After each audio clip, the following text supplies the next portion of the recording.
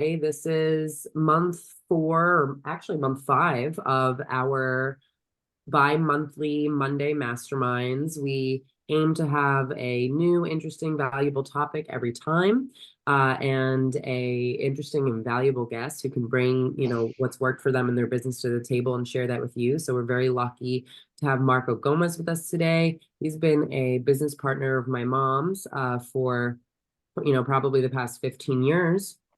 And he's built a really amazing referral business, as has Eva.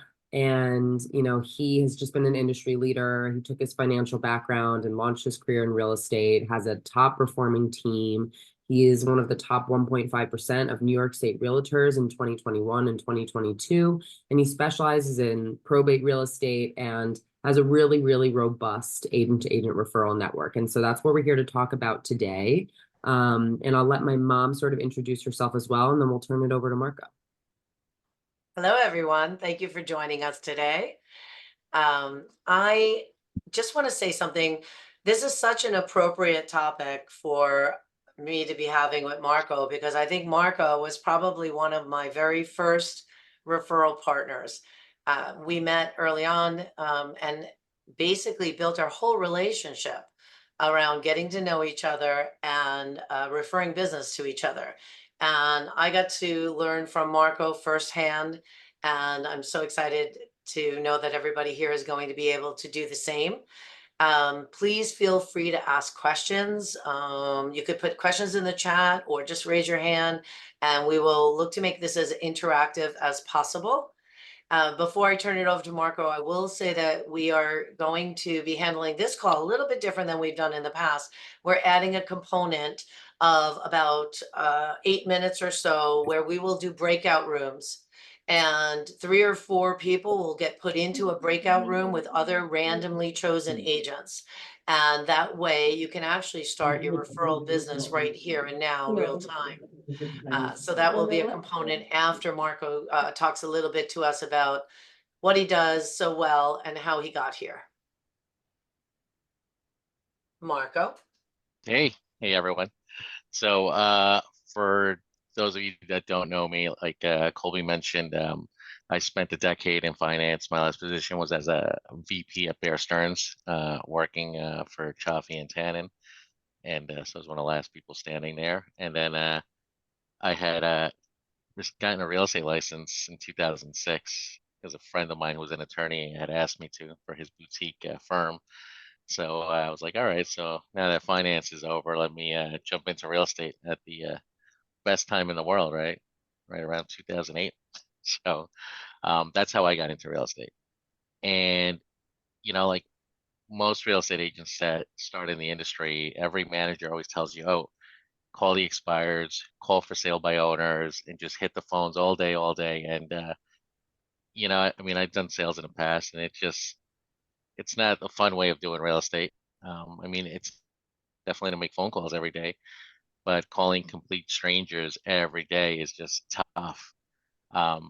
And then when I was at Keller Williams for a long time, they preach do the database too. So, call everyone quarterly and text them twice a year. And then in the MREA, you look at, the 36 touch.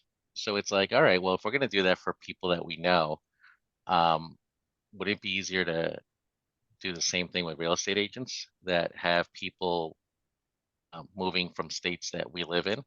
So what I started to do is I said, okay, well, people in New York, like Eva's in Westchester and I'm in Queens, Long Island area, they're going to, majority of the people are going to Florida, Carolinas, Georgia. And so when I started attending these conventions, and you go to these conventions, and most people treat it like this big hangout, like a party, like, oh, let me go, I'm gonna go drink, I'm gonna go hang out at the pool, and there's really no purpose to it. And then the worst part is the offices. Everyone that is in the local office goes and hangs out with each other, right? Like we don't see each other enough, right? So, and then you just saw that, like everyone from, let's say, if you were in like North Jersey, like in Karen's office, right? They'd all hang out together. And all of a sudden, then they want to have a dinner together while they're like 3,000 miles away. And I was like, all right, there's people here that I want to meet. And how do I go about doing that? So what I started to do was, okay, you know what? let me start reaching out to people. And, at most companies, you have a directory, so you can see who's doing, what, and see uh, their contact info. So I started reaching out to people. And when I would go to conventions, I would just say, hey, could I just, buy you a coffee? I just want to pick your brain about this, right? If you heard them on a call or a Zoom, whatever they were doing, or at a convention. Nice. And then I started also reaching out to certain people that I really want to pick their brain and do lunches. So, and that's really how I started. So just by reaching out to people. And, some people go, oh, well, did you reach out to just someone that was maybe doing a little? No, I mean, I would go like for people that were doing a lot. Like at one point, there was an agent, Kyle Sabeth, who was the number one solo agent. I became friends with him by randomly cold calling him and saying, hey, just want to learn about your business, and I'd like you to, come down and talk to our market, to people in our market. And then at family reunion, I hung out with him. And so that's what I was doing. I was just very purposeful. So I would load up my days with um, coffees, lunches, and then what I started to do is start doing like dinner. I would put dinners together. And you never know who's going to do what. And I'm just going to tell everyone, look, if you're going to invest in your business, like, and Eva knows this, and Eva's the same way. Like, literally, just invite a bunch of people, get people that are going to get along together, and when the check comes, just pick up the check. Don't be cheap about it. A lot of people just like, oh, I don't want to invite. If you're going to spend, and I know all of us have thousands of dollars on things that we hope are going to get us that ROI and data. Like, people have done these shopping carts at supermarkets. People have done the newspaper. I mean, all these things, and you don't know what you're going to get out of it. Here, you're actually meeting people that can help you.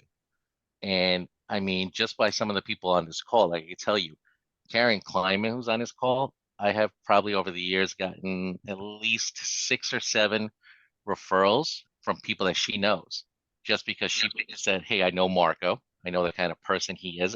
I've known him over the years. I know his family. And that's the relationship we built. And I've closed referrals for Karen as well. And it's the same thing with Eva. And that is the goal of networking, right? And we all go to these referral groups, and whether it's BNI or, NADP, whatever organization you belong to. And we all try that. Like, I believe Barbara was on the call, right? I know she's a divorce specialist, right, Barbara? Yeah, there you go. So, and we all try to get into these different, right, niches in real estate. And I just said, you know what? We all get together at real estate conventions, and it doesn't matter where they go, whether it's Tom Ferry, Triple Play here in the Northeast, the the Realtor convention. Did the same thing there. So everywhere I would go, just try to be purposeful about getting to meet people that way.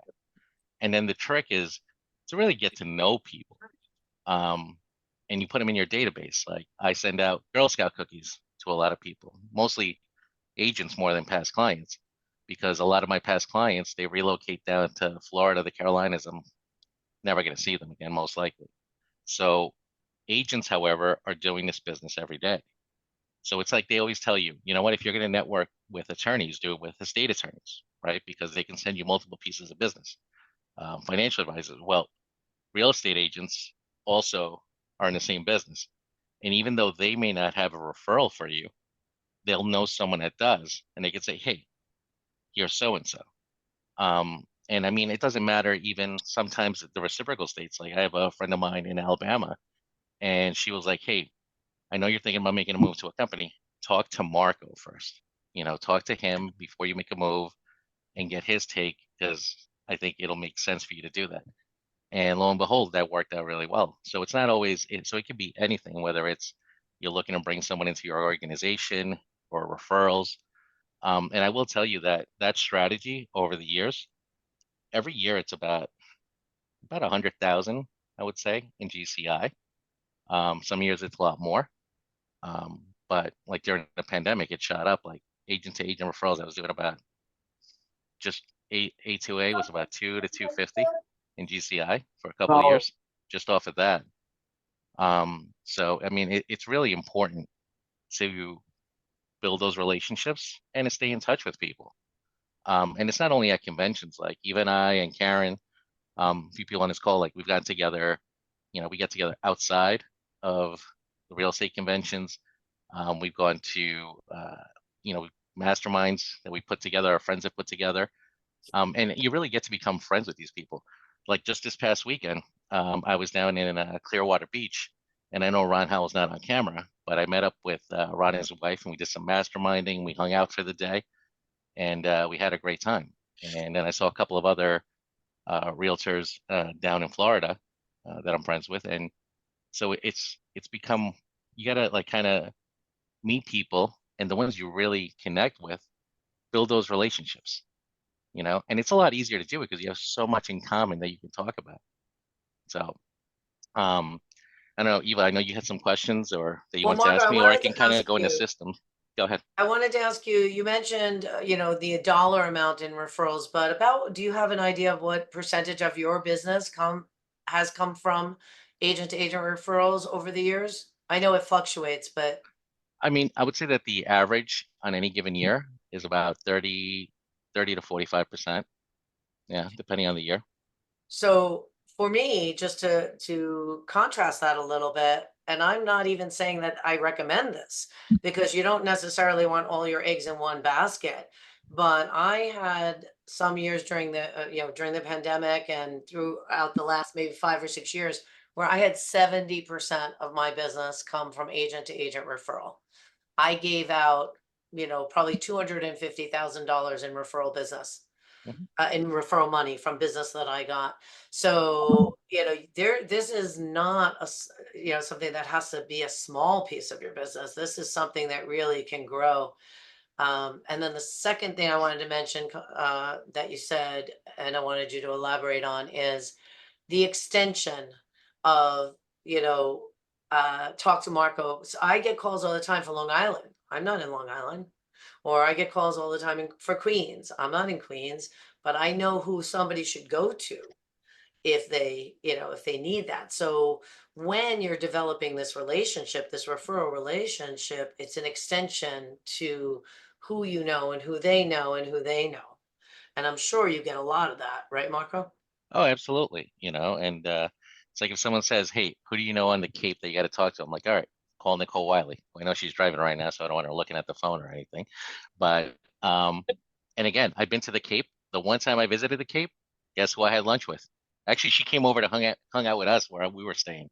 So it's like Eva says, it's knowing people and where they are. And like I know Heather Kay's on the call. I know she's in Arizona, and she runs a very heavy agent referral business, and she's got great group of people, and it's just getting to know them. And look, no one's saying that you're gonna befriend everyone in every city around the country, but you should definitely have those connections there. And like Eva said, when I first started in the agent-to-agent referrals, like making that a silo of my business, I like Eva got it up there pretty high. It was like 80%. You know, one year I think it was like 90% all agent-to-agent referrals. And, I started doing a lot of divorce, a lot of probate and other silos because just if, you should really not have all your eggs in one basket, right? Something can happen and it's you just don't want to do that. But like Eva, I was like that. I know Ron Howell, I know does a lot of that as well. Karen Kleiman, I know was doing a lot percentage wise. And you can build this to an entirely 100% of your business. And you know what? Like Eva said, you know exactly what your costs are going to be, right? It's a referral fee. So it's going to be between 20 and 30% of your business of your GCI is going to go. That's your expense, right? The referral fees. And then obviously doing things for the agent to agent community. Eva and I, and another friend of ours, Melissa, we used to throw the black and white party at conventions where we used to go. And we did that for several years. And, instead of us spending like four or five, $6,000 on dinners, which we would do routinely throughout events, we just threw one huge event and had everyone there. And we did it right. Like most of these parties that you go to, and even I were always just like, why are we always paying like 40, 50, $60 to go to these events? $90. So we just said, you know what, we're going to invite everyone. We're going to do it for free. They're going to come open bar, food, DJ, dancing. And it was a blast. It became like the party to go to. Um, and people were always calling us, "Oh, can I get on the list? Can I get on the list?" And it's a way of saying thank you to the people that refer you business, that are there to support you. And we're not talking about people that are just going, "Oh yeah, Marco's great because I know Marco." No, no, it's just if they know, if someone knows you, they could say, "Look, Marco's great. He's involved with the community. He's a leader in the Cub Scouts. He has 3 kids. He used to be in finance." Like, people should get to know you, and you should get to know people. That you should know something about them. And it's hard. You're not going to get to do that with 500 people, but you should be able to build a community of your own, right? That you stay in contact with regularly, and just know what's going on in their lives. And look, quite frankly, it's so easy now with social media. Like, a simple trick that I took out of this and how I would manage a lot of this is I would go in and create using the DTD2 system, right? Like, for example, like, Does everybody know what the that system letters. is? Marco, people may not know what you're referring Okay. to. So the way you categorize your friends is by last names. And there's a whole tier system, which, Eva, I don't know if you have the list. If not, I'm happy to share it with you the way you do it. But in Facebook, let's say you would go in and put edit your friend list essentially. And what you do is, like, people with the last name, like, let's say A and E. Let's just put, so everyone with the last name A, that begins with the last name A, letter A and E, they would be together. And this way, you're just checking on those people like monthly, and you go down the list and just see what's going on in people's lives. A friend of mine, a realtor out of California, Brad Seaman, he sent me this great coffee table book one year, and I was like, this has got some really great quotes in here. And what I did is I ripped it up, scanned it, and sent it to a VA who put all these great graphics together. And for a long time now, we just, put in quotes, and they're really great quotes. And then we would tag people using that DTD2 system. And then that would engage conversation and be like, "Oh, how you doing?" And it just kind of helps them click on what's going on in your life, right? Like, what have you been up to? And then they'll text or call. And then and also, when you're looking in your friend list, you could just do the same thing. You click on that friend list and you go up and down and see what's going on in their lives. So it makes it easy to stay in touch with people. Yeah. Um, and like Eva mentioned, you make it you make an impact on people, right? And then you do become friends with them. Like, I've been to to weddings of realtors that I became friends with. We've gone on cruises. I've gone on vacations, international vacations, um, and look, you develop these friendships with people, that you have things in common. And look, not everything's in common, especially these days, but they just have a great time hanging out with. I think that one of the things that I started to do this past year, still not doing it to the level that I would like, but an easy thing to do in Facebook is birthdays, right? Everybody gets you get your birthday reminders every single day. I try not to miss a day without, at least wishing people a happy birthday. But you can take it to another level too, depending on how much time you have. I will sometimes say, happy birthday, hope you have a great day. And then if the person responds to me, thank you, or, in some way starts a conversation, acknowledges that I wish them a happy birthday, I write back and I say, you know, in fact, at one point I was saying, trying to refresh all of my friendships here on Facebook. And I wrote one birthday at a time. And then if they responded, I would say, how was your day? What did you do for your birthday? It was just simple conversation, but at least there you have a systematic way to touch people in a really easy way. It takes me like 10, 15 minutes in the morning just to do that. And then engage more than just the happy birthday. And I just have to throw in one other thing, Marco, because you brought up Barbara on the call, and I have a really funny story with Barbara. I see her smiling there. And this maybe is a little extreme on how to develop relationships, but Barbara and I ended up rooming together at an event because I didn't have a room, and I put it out there on Facebook that I needed a room. I wanted to stay in a specific hotel. Be really purposeful about where you are when you go to events, if you go to them, so that you can be with people that you want to develop relationships with. But Barbara and I roomed together, and the entire time we never met each other. It was remarkable. Barbara's a really early riser, right? And I'm not. So she'd be gone. But I got to the room late because my flight arrived late, and I snuck in and I went to bed. And by the morning, she was gone already. And then the same thing repeated itself for 3 days. That said, though, we became like, we were like almost a little legend. People would talk about us. Oh, those are the people that don't know each other. People that knew both of us would say, oh my God, I can't believe you guys didn't meet each other. And that's like a long lasting thing. You don't forget those kinds of things. So, you'd be surprised. You don't even have to meet somebody to really develop a relationship. Oh, I remember Yeah, this 100%. actually. I remember that. It was pretty funny. I want to just Was funny. add something that you guys mentioned is, be really intentional about the people that you are nurturing relationships with and reaching out to. And whether that's, like having the list, like the A and E list on Facebook, and once a month you're reaching out to those people. I think for people who maybe gravitate to relationships and like being like a natural connector, like that could come really easy. You think of someone, you send them a text. That's how I am. Like I think of someone and I send them a text. Other people might think of someone and think, oh, I'll text them later.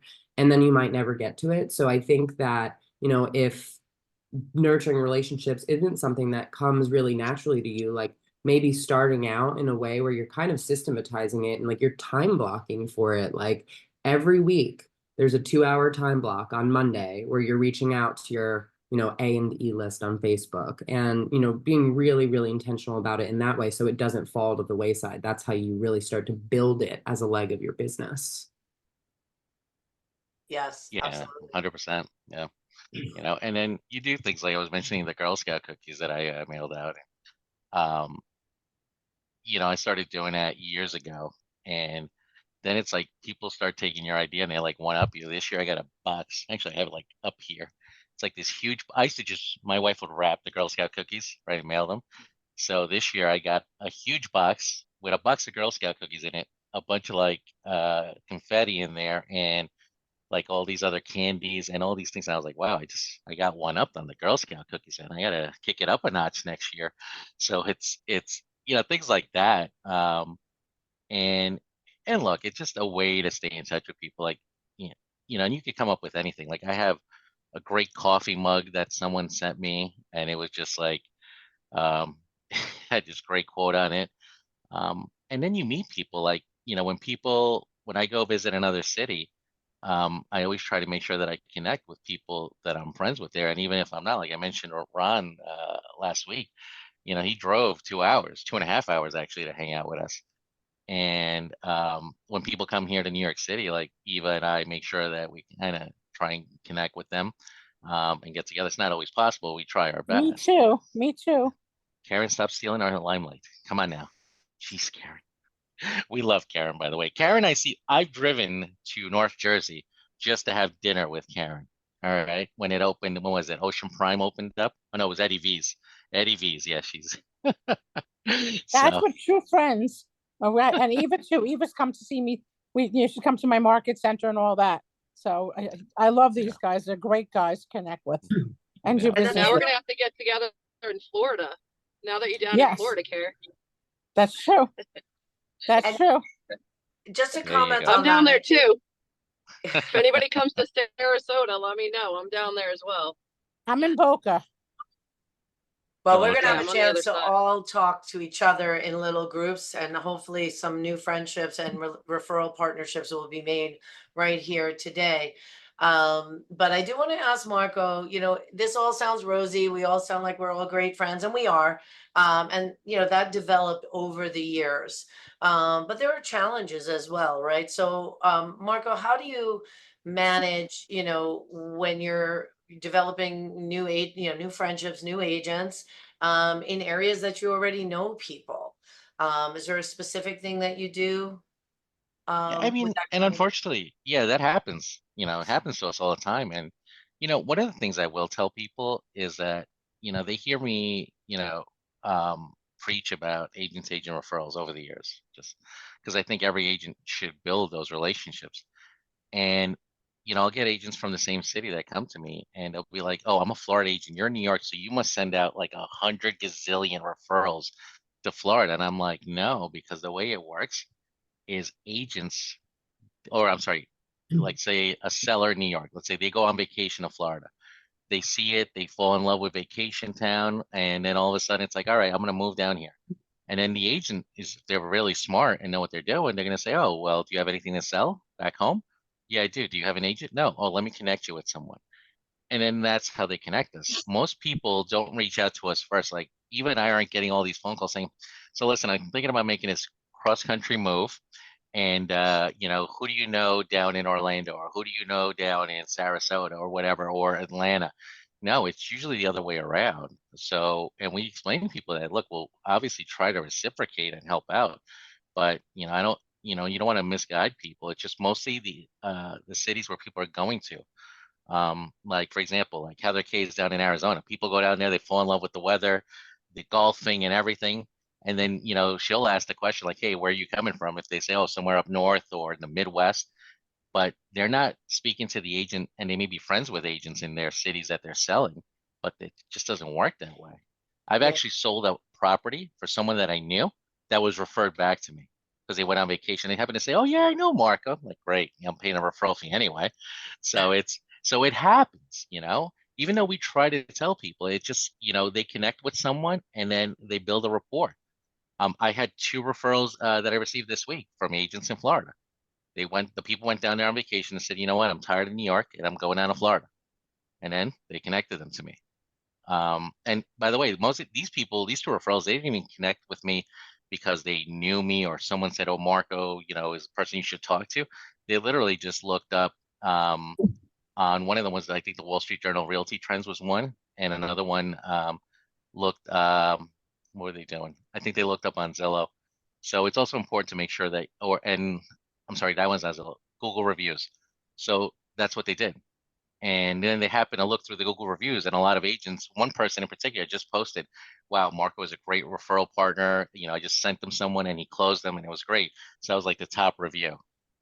So that's what happened there. So it's just, it all kind of ties in together. And then obviously when you get those, you try to help people out. But you just explain to people, look, if I can, I will. But let me get to know you, and you'll see, and your work speaks for itself. Like when the people that are referred to you rave about you, that helps, right? That totally helps. I think that's So a good point that Marco is making, that I just want to highlight is it's not just first of all, just to comment on, when you're talking agent to agent referrals, we never want to lose sight of serving the client, right? The whole goal behind it is to make sure you're putting your friend, your family member, your client in the hands of somebody that would treat them the same way you would.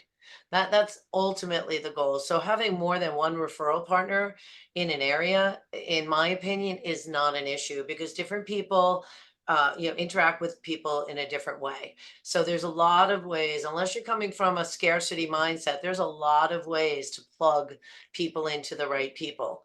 And having, more than one relationship is always important.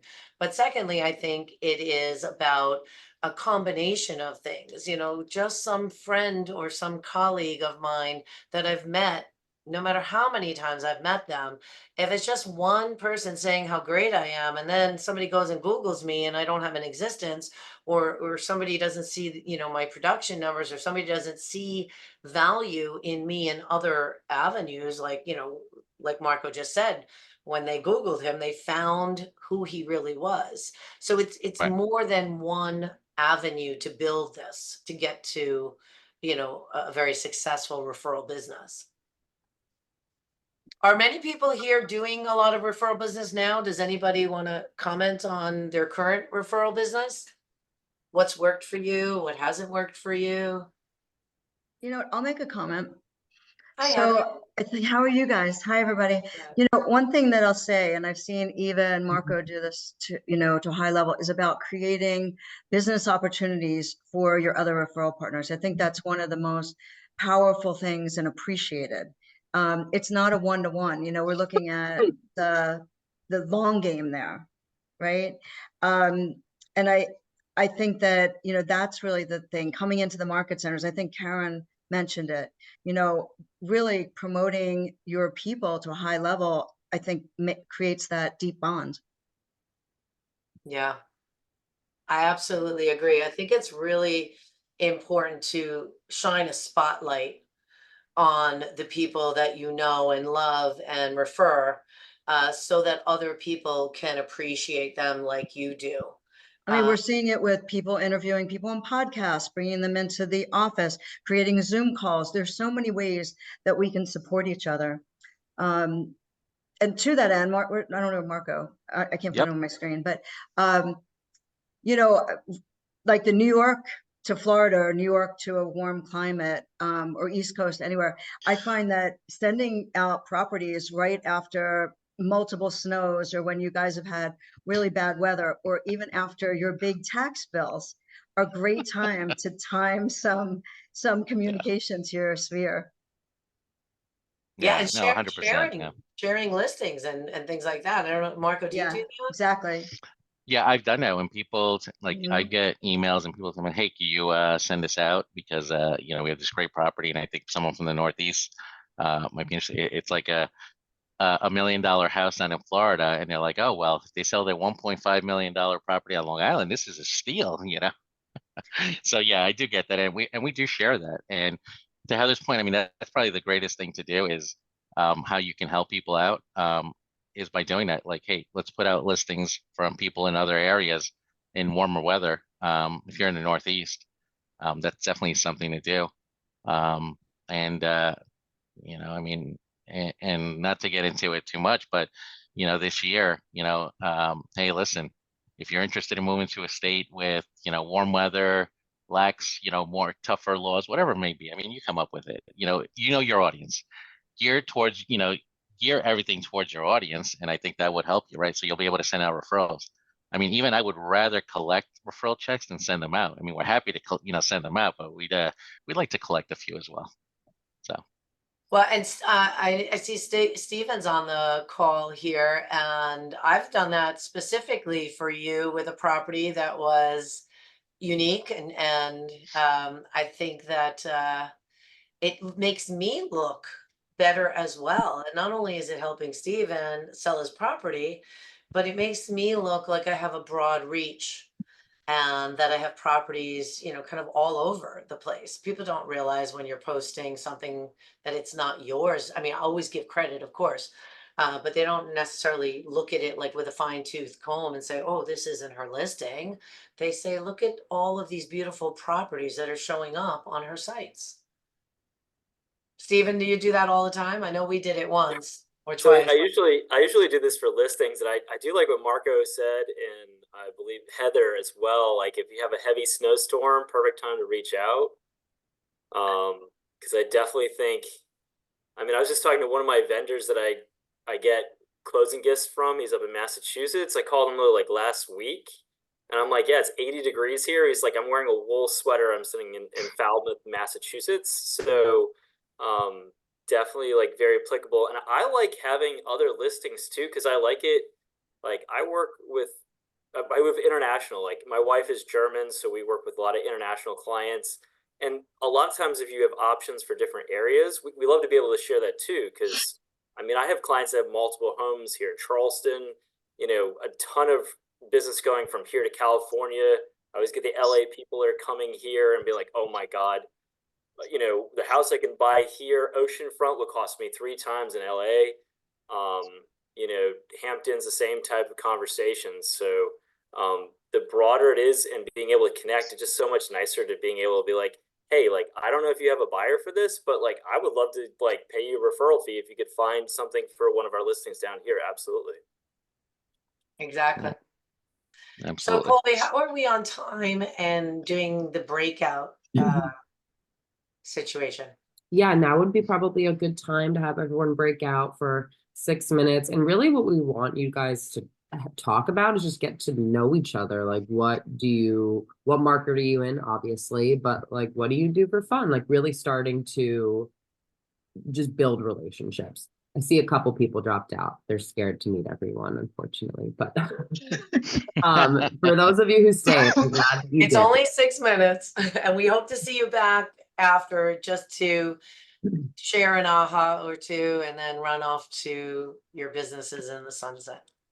Yeah. So just share, something personal about yourself, your market, and exchange info. And then we'll send a little timer out for you guys to come back when it's time to come back. So give me 1 second to just create these. Bear with me because we are new to doing these, in fact.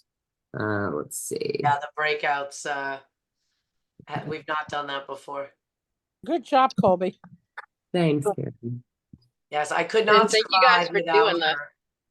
Of course. All For right. those of you who don't know, Colby and I are mom and daughter. And Dylan's your son. Yeah, and oh, Dylan's still here. That's right. I didn't see him because he wasn't showing on my screen. It's a real family affair here. It's awesome. Alrighty. Let's go this way. All right, this should be good. Open all rooms. See you guys soon. When you build relationships across different medias or different ways, it really is impactful. Because if I have a call with you and then I happen to run into you at an event and then I happen to be hosting something and I see you in all different places, that, and then I get to sit down, have a cup of coffee or lunch with you, it's solidified. That relationship's not going away. If And you those ever are the want to ones find that- Colby at an event, just look up at the top of everybody's head. She'll be up there. So Well, I'm being her mom. I'm actually, I'll tell everybody this because I'm sitting down, you don't know, right? I'm almost 6 foot and I am now the shortest person in my family. My son who's here, Dylan, he's 6'5". My daughter is 6'1"-ish. I'm 6 foot-ish, and my husband's like 6'2" or 6'3". And when people see us walk around, they call us the tall family. We're the tall I'm family. 6'2" in my heels, but Colby always has higher heels. She actually wears flats, and I still feel like barely eye to eye. Wait, you're the shortest one, really? That's really funny. Yeah, I don't appear it because I often wear heels, but I am the shortest one. Marco makes fun of me. Well, it's I used to tell people like, you're gonna find people that you can connect with and everything. And then I always tell people, I'm like, it's not like I'm gonna connect with like, a 6 foot tall blonde and become friends with her. And then they're like, wait, aren't you friends with Eva Kasori? I'm like, all right, I take that back. All right. All right. So I do take that back. I'm like, all right, but it's yeah, when I walk next to Eva, I'm like, it's like I should be carrying like your bags, Eva, when I'm walking around with you or something. Oh, Oh, that's a good idea. If she wears heels, it kills us. She's got to wear Me flats too. wherever we go. Flats. No. I feel like a midget next to you, Eva, but It's- I love her to death. It's Marco? right. When I first met Ava, we went out and I had no idea because you see pictures like headshot and their profile and all that. But when you go to like meet her, I had to like look up. I'm like, oh, how's the weather up there? Heather, we Marco? Marco? We'll Yeah, I get saw the along. question. I have two kids. I'm 6'4", and two boys are 6'7" and 6'5". So same type of family that walks around and gets looked at. Yeah. So Hey, I know there was a Marco? question in there that Heather put was in. gonna ask. I Yeah, go ahead, did. Heather. Go ahead. I sent you a direct message with a Mhm. question, if you're comfortable Sure. answering it. Yeah, of course. So the You have to question read it. was, Oh, you got it? Okay. yeah, the question, yeah. So the question is, how has changing brokerages impacted your referral business? And that's a question I get asked a lot. And like, I was a market center investor at a Keller Williams market center here in Long Island, and I was with KW for over a decade, and then I made a move. And I would say that for the most part, I get a lot of Keller Williams referrals, so I do get a lot of them. You are going to get some people that are just brand agnostic. I mean, well, I'm not sorry, I'm brand agnostic. They're just brand specific, and they're like, "Hey, I only refer to Coldwell Banker or Keller Williams or wherever that." And then, so that's expected. unfortunately, in our industry. But has it impacted my business? No, I've done better since I moved brokerages. And I would say the reason for that is that I was able to meet new people at a new brokerage. I still had the relationships from the old brokerage. And a lot of the people that I was friends with at, Keller are now either at, Real, LPT, they're at different companies. A lot of people are with Place now, which is brand agnostic. And so it hasn't impacted me negatively. I know that's a lot of people's fears, but it hasn't. And if I was 100% agent to agent referrals, then I would, probably might scare me a little bit more, especially if it was one company specific. But when I left, I was at probably about 40%, and making the jump. It didn't impact me. Hasn't impacted me. So I hope that answers that. I'll add to that, Heather, because that's one of the reasons why I didn't. That was my biggest fear, making the move. The thing that held me back the most was because I had such a high percentage of agent to agent referrals, and a lot of them were within the same company. But I realized that the relationships that are strong enough, I'm going to hold on to, and having the opportunity to make new ones has been fabulous as well. So I just feel like, that's why creating real relationships is the most important message I could put out here.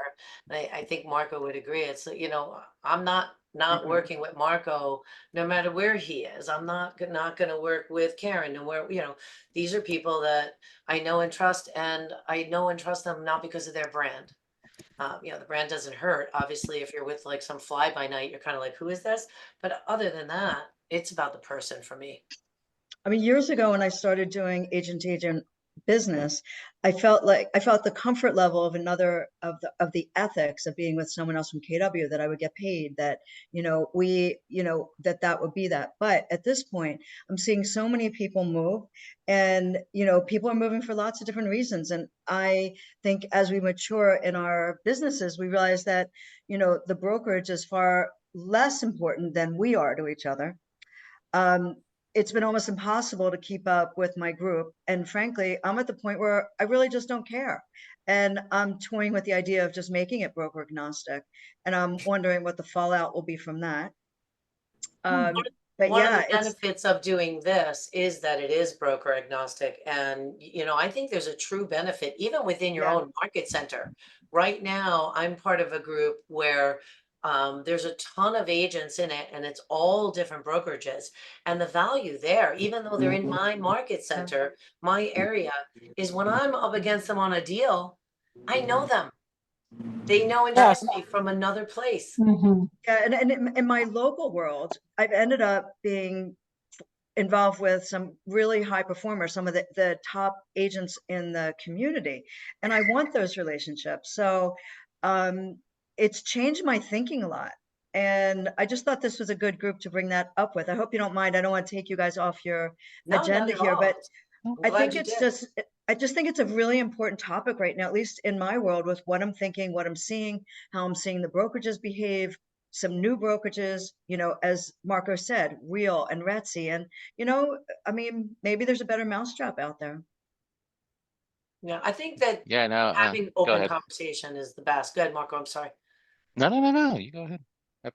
I'll let you No, I was finish just your commenting thought. that open conversation about this kind of stuff. I think it used to be like, certain words were taboo, or certain companies were taboo.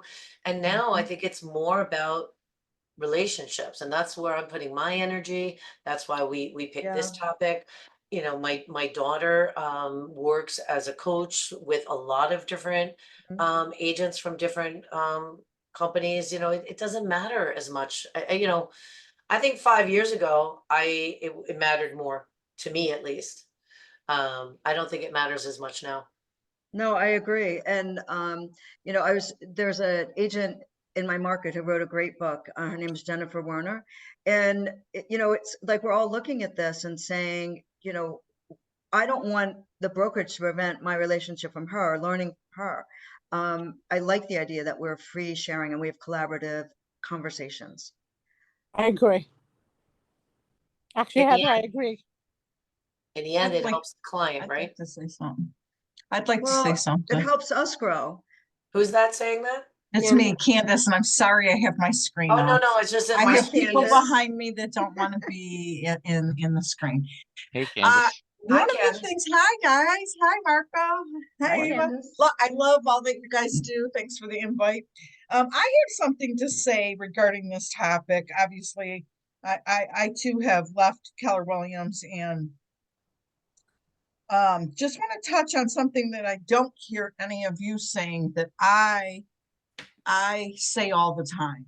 Now, I understand that, yes, everyone's broker agnostic.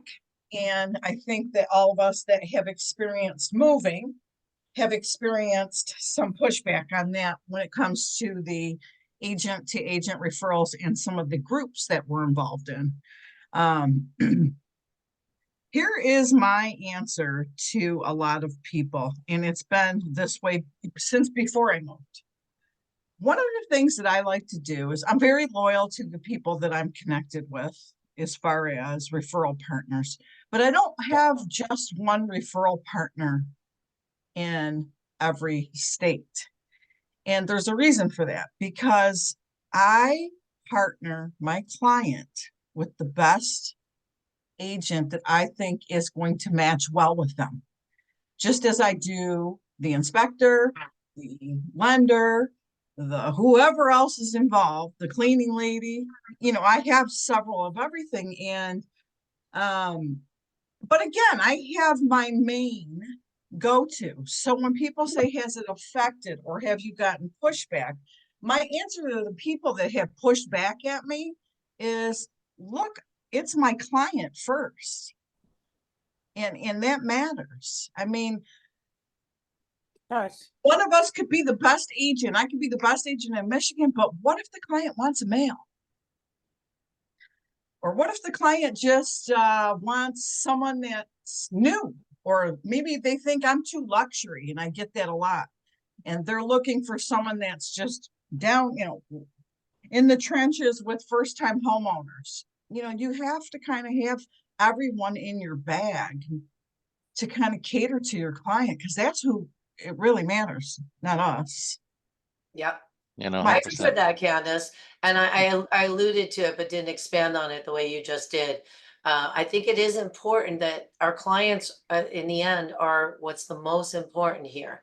Serving our clients and putting them together with somebody who's going to serve them best. If we lose sight of that, then we're losing sight of our role.